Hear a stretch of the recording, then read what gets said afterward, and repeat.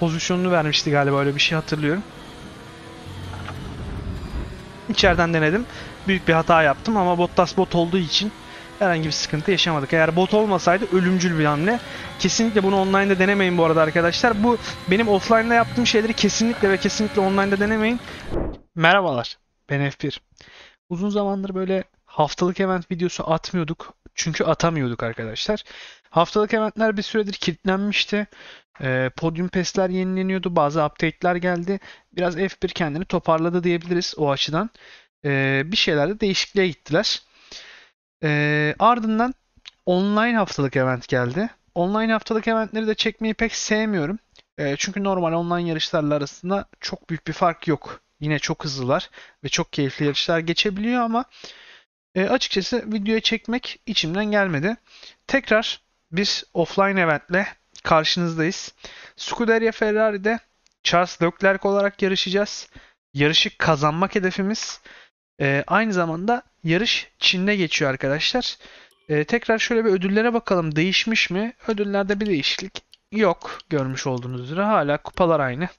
Bu arada bir şey dikkatimi çekti. Hava durumunu gördüyseniz anlamışsınızdır ne demek istediğimi.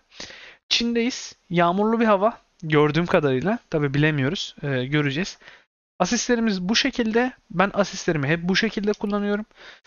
Onun dışında baktığım zaman burada değiştirebileceğimiz bir ayar yok zaten. Şuradan flashback'i kapatıyorum. Unutmayın, daha fazla puan istiyorum. Daha fazla puan için ayarları kapatmanız gerekiyor birçoğunu. AI difficulty'sini de 100'e aldım. 100'de bir deneyelim. Baktık yapamayız. 95'e çekeriz, olur biter. O zaman yarışa başlayalım yavaştan. Go to event dedik ve yüklenme ekranına geldik. Evet, bizi acayip yağmurlu bir yarış karşıladı. Zaten objektifimiz burada yazıyor. Yarışı kazanmamız gerektiğinden bahsetmişler. Burada bir setup seçeceğiz. Şimdi normalde seçtiğimiz setuplar görmüş olduğunuz gibi kuru hava amaçlı. Setuplar şu şekilde, kendi kaydettiğim setuplar arasında ıslak ve çini buluyorum. Ardından seçiyorum. 17 derecelik bir hava sıcaklığı ve yağmur var. Gerçekten çok zor bir yarış olacak. Allah kolaylık versin bize diyelim.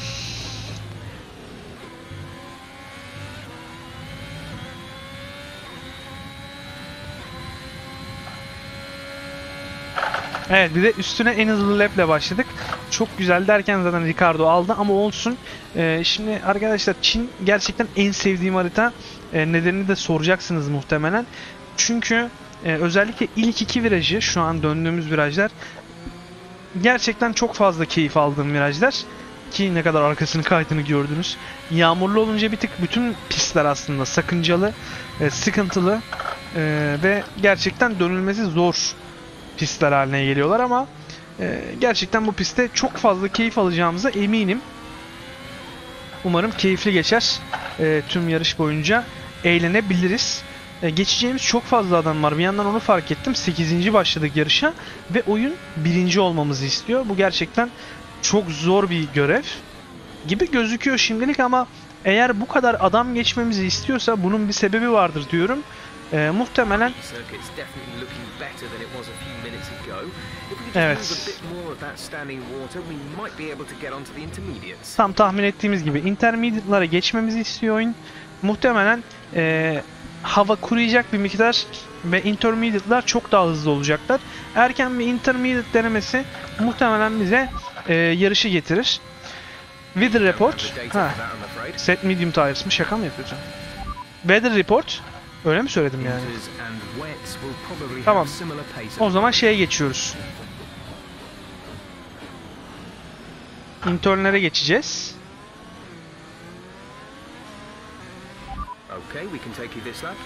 Hemen hızlı bir internlere geçeceğiz.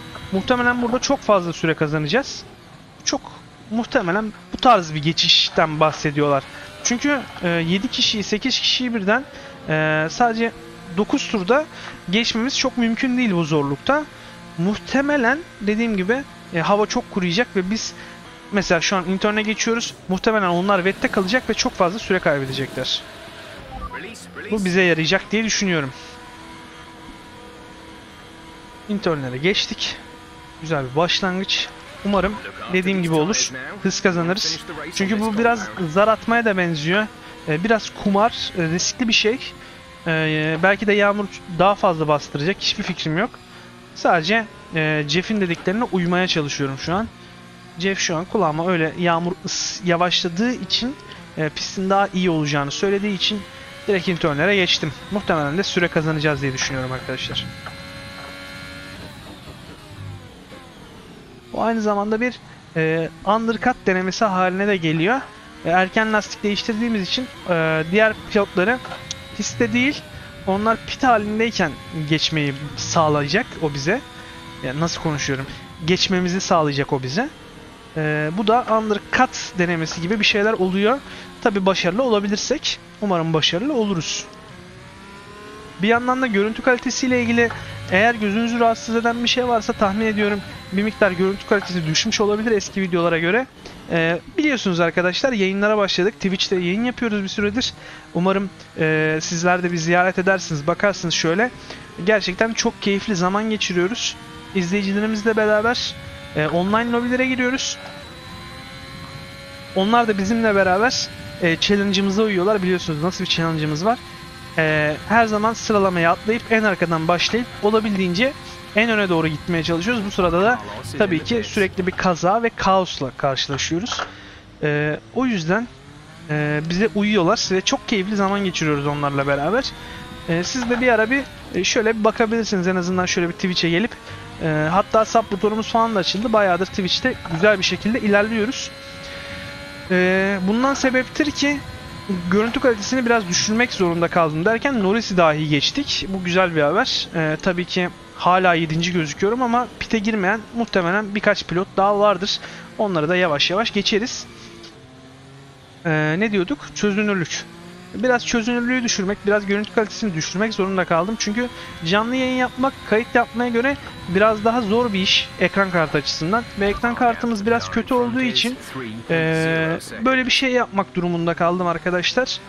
Umarım sizi çok fazla rahatsız etmiyordur ama genel olarak sebep bu diyebilirim. Yine kayıtlara girerken tabii ki görüntü kalitesini biraz arttırmaya çalışıyorum ama eskisi kadar arttıramıyor olabilirim tabii ki. Bir yandan da yarışımıza odaklanalım tekrar. İlk sektörü mor aldık. Bu çok güzel bir haber. Muhtemelen en hızlı turu birazdan atacağız. Elimizden almadıkları sürece en hızlı tur bizde olacak yani. Ve Perez'in arkasına çıkmışız. Perez en önlerdeydi diye hatırlıyorum. Perez'i hiç görmemiştik çünkü. Bu güzel bir haber. Undercut'ımız işe yaramış gibi gözüküyor şu an için.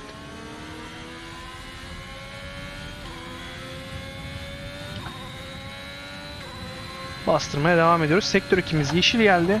Yine de en hızlı turu atmamıza yardımcı olacaktır diye düşünüyorum. Şu anki hızımız. Tabii arkadan gelen Norris geri almazsa en hızlı turu.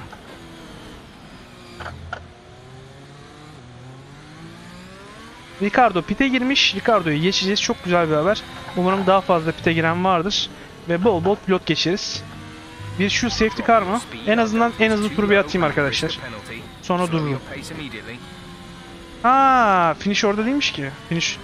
Finish nerede? Bayağı ilerideymiş galiba. Ben finish çizgisini geçtim diye gördüm. Galiba start çizgisiydi o.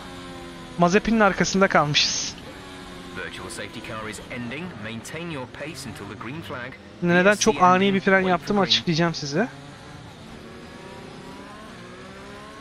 VSC kapanırken yeşil bayrağa dönmeden önce deltanızın yeşil olması lazım. Deltanız anlık bile kırmızıyı görse VSC yeşil olurken direkt drive thru penaltı yiyorsunuz. Yani pit'ten geçme cezası alıyorsunuz. Bu da çok fazla süre kaybettirecek oluyor size. Yarışınız direkt bitiyor diyebilirim yani. O yüzden bunu yapmak zorundaydık. Weather report. Tamam. Jeff bir şeyler söyledi. Acaba hani yine mi lastik değişimi istiyor diye bir sormak istedim. Bilmiyorum, siz daha iyi görmüşsünüzdür ne dediğini ama bir şeyler anlatırken aradan kaçtı. Duymadım açıkçası. Önde bir yeşil bayrak varmış. Sarı bayrak. Çok özür diliyorum. Ha evet, Stroll az önce elenmişti. Onun aracını görüyoruz burada. VSC sebep olan Stroll'dü. Aracını da buraya park etmiş gibi duruyor. Bir yandan bastırmaya devam edelim. Elimizden gelen en iyi süreleri yapmaya çalışıyoruz. Bir an önce Perez'e de geçmek istiyorum açıkçası. Çünkü daha Verstappen'le aramda 10 saniye var. Nasıl yetişeceğim hiçbir fikrim yok arkadaşlar.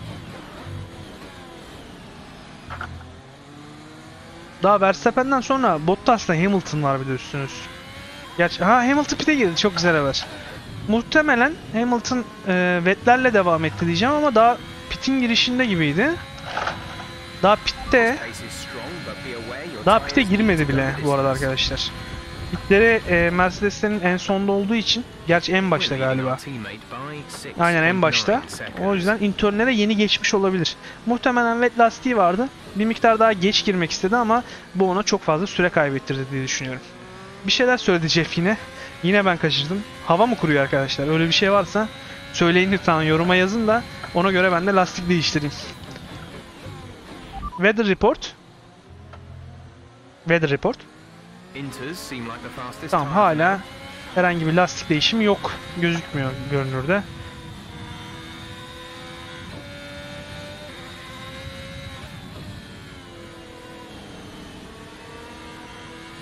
Perez'e yetişmeye çalışıyoruz bir yandan. Perez'i ne kadar erken geçersek o kadar iyi bizim için.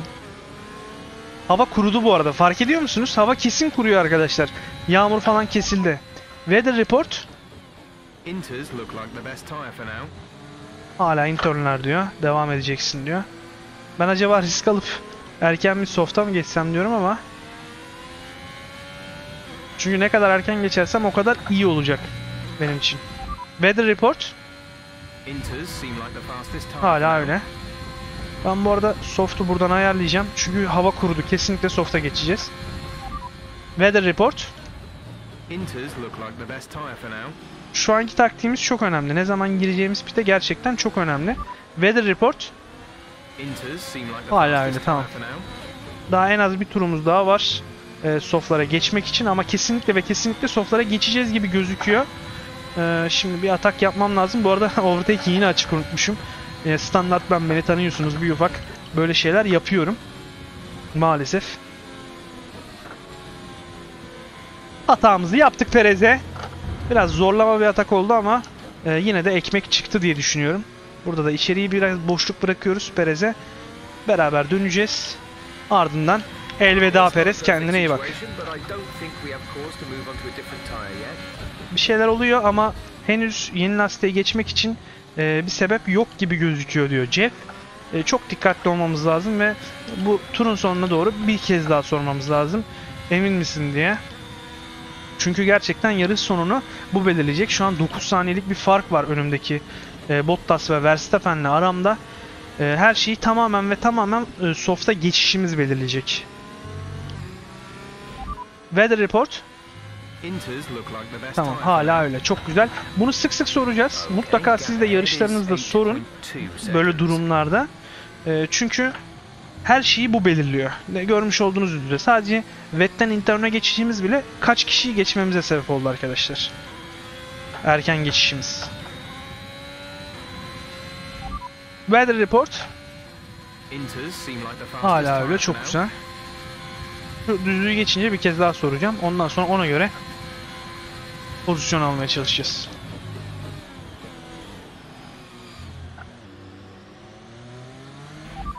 Weather report.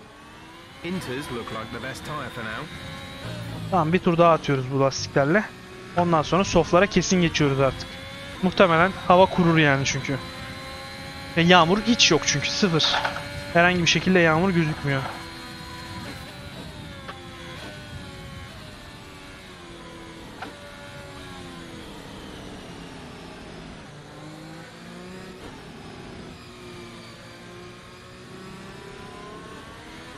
Gerçekten bu virajların güzelliğine bayılıyorum. Bilmiyorum siz ne kadar seviyorsunuz Çin'i ama ben özellikle ilk virajına gerçekten çok fazla bayılıyorum. Eğer hayalimde böyle bir track oluşturmak, bir pist oluşturmak, istediğim pistlerden istediğim virajları alarak hayal pistimi oluşturacak olsaydım kesinlikle Çin'in ilk iki virajını alırdım yani.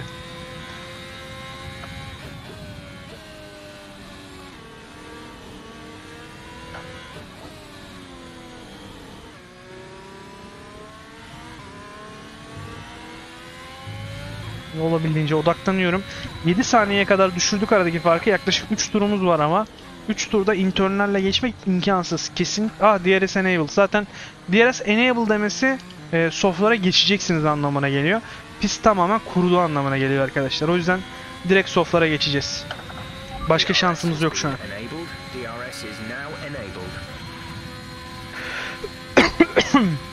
Bir yandan öksürüğüm için kusura bakmayın. Bu aralar yayın performansı falan derken çok fazla konuştuğumuz için boğazlarımız kurumaya başladı. Az bir şey performans gösterelim, konuşalım dediğimiz zaman hemen boğazımız kuruduğu için öksürmeye başlıyoruz. Bol bol su tüketiyorum tabii bunu önlemek için ama yayına da bir sıkıntı yaratıyorsa yani yine üzgünüz demek elimizden gelen tek şey. O yüzden bunu kullanmaya çalışıyorum, bu üzgünlüğüm ifadesini olabildiğince. Softlara geçerek umarım doğru bir hamle yapıyorumdur. Umarım çok fazla şey kaybetmem softlara geçtiğim için ama Ricardo out of session oldu. Belki bir virtual safety ya da safety gelirse, gelmedi ama safety gelseydi en azından softlarla bir süre daha zaman geçirmiş olacaktık hızlanmadan önce.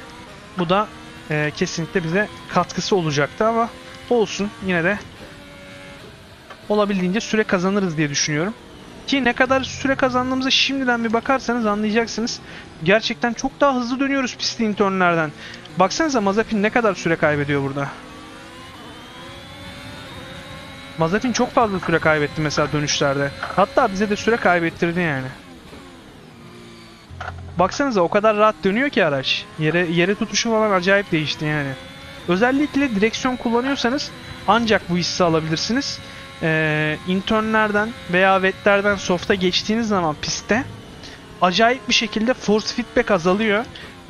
Direksiyonunuz yumuşuyor ve yol tutuşunuz, direksiyon kabiliyetiniz, aracı sürüşünüz çok daha fazla kolaylaşıyor. Kesinlikle denemeniz lazım yani.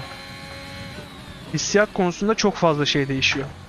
Sektör 2'ye mor aldık bu arada. Şu an softlar olabilecek en iyi lastikler pist için. Çok iyi bir haber. Çok doğru bir zamanda geçiş yaptık bence softlara. Zaten muhtemelen onlar da birazdan geçişi yapar diye düşünüyorum.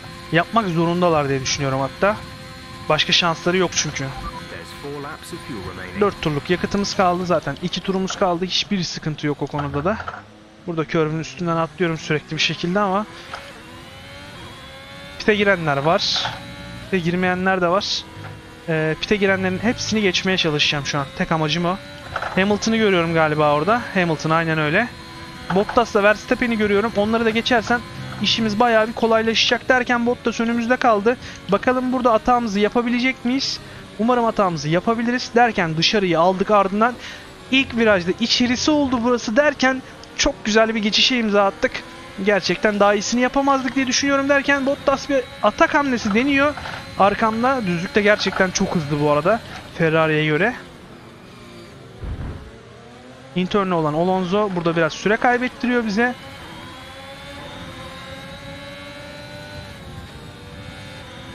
İçeride Bottas var. Ona dikkat etmem lazım. Bir kaza yapmak istemiyorum derken Bottas'ı biraz dışarıya itmek zorunda kaldım burada. Gerçekten buralar biraz kirliydi. Yapacak bir şey yok. Kendimizi savunmak için bazen böyle hamleler yapmamız gerekiyor. Şimdi içeriye attık kendimizi. Tekrar.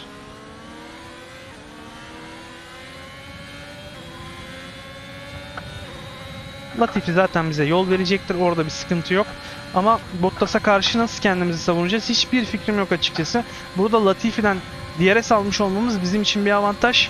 Ama ERS basmadığımız için gerçekten Bottas çok hızlı bir şekilde bize yetişiyor. Muhtemelen ilk DRS bölgesinde bizi geçecek. O biraz sıkıntı olabilecek bize. Kendimizi korumamız lazım. İyi bir savunma yapmamız lazım. Aynı Alonso'nun dediği gibi biliyorsunuz Ocon'a Jeddah yarışıydı sanırım. Sezonun sondan bir önceki yarışı. Aslan gibi savun demişti. Ve Ocon'da direkt pozisyonunu vermişti galiba, öyle bir şey hatırlıyorum.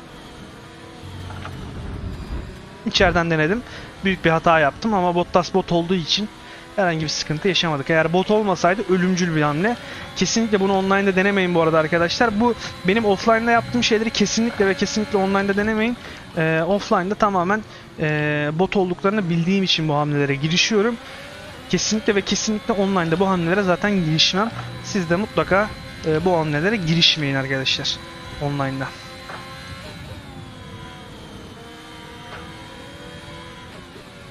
Gerçekten Bottas çok hızlı. Şuradaki DRS'i alırsam ondan önce çok güzel olacak.